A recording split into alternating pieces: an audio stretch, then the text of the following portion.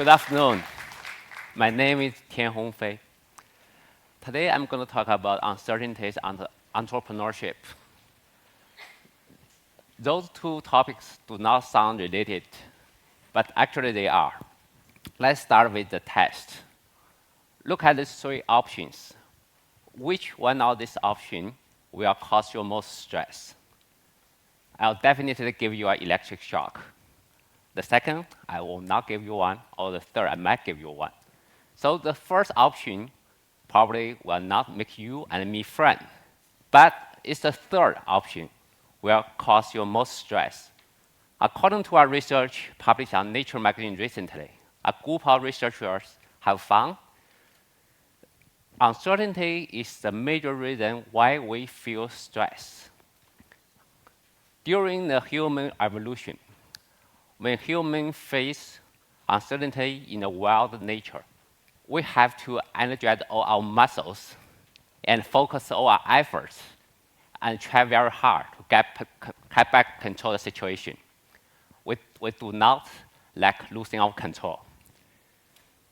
So uncertainty is the major driver where humans evolve in nature. At the same time, uncertainty is also an important part of the entrepreneurship which make our society progress. All those big companies, what are they in common? They all huge company and be successful. But what we didn't know, although those big companies were actually founded during economic recessions, the time full of uncertainties. Let's look at one example, Airbnb. All of us know, right? The company was founded in 2007. Then it came across financial crisis, the largest crisis in history. And the team could not raise funds for the first 1.5 years. And on the right side, you can see the team had to sell cereal for the first year to support themselves. And on the right side, you can also see a rejection letter from one of the very famous VC, Fred Wilson. But you see the blue label sentences. The team trying to convert the VC to fund them, and they laid out their visions, their ideas, why they started Airbnb during financial crisis. And they found due to the housing bubble, a lot of people cannot afford their mortgages, and cannot afford the rentals, cannot pay hotel. It's a great time to, the people need to subsidize themselves by renting out a sofa. It's a great idea to start in the financial crisis. And now Airbnb is a $30 billion valuation company, one of the most successful startups in the history. The Airbnb is not alone. Based on research done by Kaufman Foundation, they found almost half of those Fortune 500 companies were actually founded during economic recessions in the history.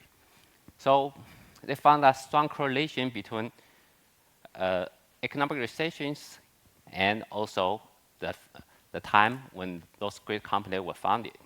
The famous economist Frank Knight, the first researcher, did the research on the relationship between uncertainty and entrepreneurship. He made a conclusion. If there is no uncertainty, there will be no profits for companies. If there is no uncertainty, there are probably no entrepreneurships. So uncertainty is a very important part of our entrepreneurship. 2019, so it's no doubt, it's going to be full of uncertainties. So some people say 2019 will be the most difficult year in the history. We haven't never seen in the last 40 years in China. But some people say 2019 will be the best year for the next decade, right? The same thing. So Harry Potter said, so there's no right way or wrong way in the world. There is only right way or easy way. So what's the right way for us to take in order to survive the next 10 years? Let's look at history. So we Chinese have built 120 Fortune 500 companies in the last 40 years. A tremendous, huge economic success. There's no doubt, right?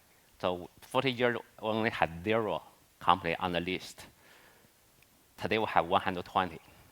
But if we compare with little 4 dragons in the Southeast Asia, between 60s and 90s, 4 dragons not only made a lot of money, but also they also built a few highly respectable technology companies, such as Foxconn and TSMC, Hyundai, Samsung, or even Flex in Singapore, right? So, but if you look at the list of Chinese companies on the Fortune 500, those companies are telecoms, banks, real estate, and all trading companies. And on the other hand, so our labor costs going up, right? All people need to live a better life. What's going to drive us for the next economic success in the next 10 years? It's a question, right? We founded Averaging Ventures in 2016. We strongly believe in order for us, for Chinese to survive in the next 10 years, we have to invest on enterprise technologies. And we believe AI is going to be the driver for the next industrial revolution. The first industrial revolution gave us machines, and the second gave us electricity to power those machines. And AI, for the fourth industrial revolution, is going to give those machines ears and eyes, make them smarter, right? When we talk about AI, a lot of people think, it's going to have a robot girlfriend at your home or a robot manager. But some people have fear that those AI might manipulate humans and even endanger humans. However, this technology are still far from mature. We're still at least decades away from this technology maturity. We call this general AI, or some people call it artificial general intelligence, AGI. But there is also narrow AI. Narrow AI means those robots only take limited information and do simple things, but it can tremendously change our life and also a lot of industries. Right? It can improve efficiencies, cut costs, or in some area might innovate the whole businesses. Let's look at one example.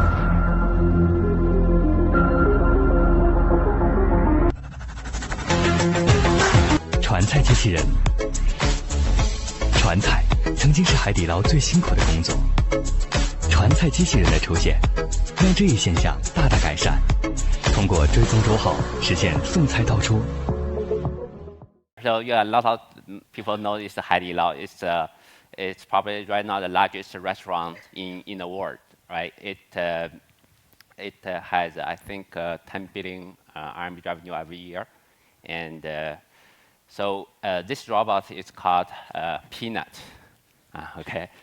So it only does one thing, one very simple thing. It only fetches dish trays from the kitchen to a table. But do you know there are 5 million people doing this simple job just in China every day? There are 5,000 people carrying trays just in Haidi Lao restaurant. 5 million people, right? Think about it, 5 million people. If we just use robots to help those people, and those robots can be half time cheaper, right? And those 5 million people can do more joyful jobs, like noodle dance. A lot of people see noodle dance in Haidi Lao, right? Right. So, but do you know how much money one Haidi Lao store manager make? The number I heard is one guy makes like 4 million RMB a year. 4 million RMB a year salary for one store manager, right? So if this simple robot can change 5 million people's life, right? There's another example, the painting robot in furniture industry. We have seen painting robots for years, right, in the auto industry. Thanks to the recent technology development, and the cost of those robots come down. Before, those robots cost like $1 million. so it can only be used in auto industry. In the furniture industry, there are also 2 million workers painting furniture, another 2 million polishing furniture. And we know those workers can only work for a few years on the job because painting is so harmful for their health. And those robots can replace those humans do this so harmful job and benefit those people's health. And these robots are also cheaper than human. If we apply artificial intelligence in enterprise software, it probably can reinvent the whole industry. Before, the traditional CRM software only manage your contact books, right? It only record the address, titles, phone books. The next AI-driven CRM could predict which one of those person, your customers, will most likely to make purchase your product. Then your salesman should pick up the phone and call that person, right? So the traditional supply chain management software only send receive orders, but the new AI-driven supply chain software can predict if there is an earthquake in Japan, how this event is going to impact your inventory or your suppliers. The traditional financial software only record cost and revenues. The new AI-driven financial software can predict cash flow and can help you do financial planning. The traditional BI software, business intelligence software, can only create forms and reports. The new AI-driven financial software can also predict the cash flow. So the AI can change enterprise software a lot. So 5 years ago, Amin Lee invented unicorn, the term to describe private company with $1 billion valuation or above. As of today, there are 149 Chinese companies on the list, 3 more than the United States. But if you look at the details, there is a problem. Half of those American unicorns are enterprise technology companies. Half of them are consumer internet companies. All of those 149 Chinese unicorn companies are consumer internet companies. There is no single one enterprise companies on the list. We have been so ignorant on the investment on enterprise technology. It's a huge gray rhino facing us, right? In order to survive for the next 10 years, we have to spend capital investment on enterprise technology. It's a great opportunity. I think for us, for our entrepreneurs, we should act today, and we should embrace these uncertainties, and we should grab the opportunities. Thank you.